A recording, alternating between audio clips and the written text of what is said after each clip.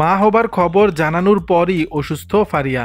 2 দিন আগেই সবার সঙ্গে সুখবর শেয়ার করলেন ফারিয়া শাহরিন। জানান মা হতে চলেছেন তিনি। সে সময় খুশির খবর শেয়ার করে সবার দোয়া চান অভিনেত্রী। যদিও ফারিয়া ঠিক করেছিলেন মা হতে যাওয়ার খবরটি নিজেদের মধ্যে রাখবেন। অভিনেত্রী মনে করেন তার অনেক কিছুতে মানুষের বদনজর লাগে, এতে অসুস্থ হয়ে যান।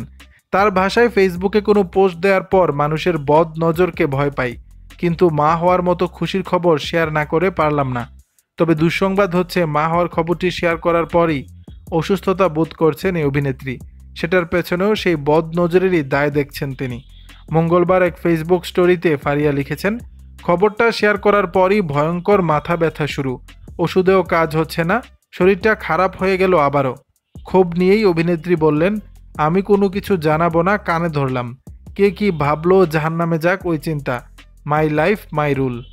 এরপর সাংবাদিকদের উদ্দেশ্যে ফারিয়া লেখেন, মোবাইল অফ, কেউ ফোন দিবেন না ইন্টারভিউর জন্য, আমি অসুস্থ।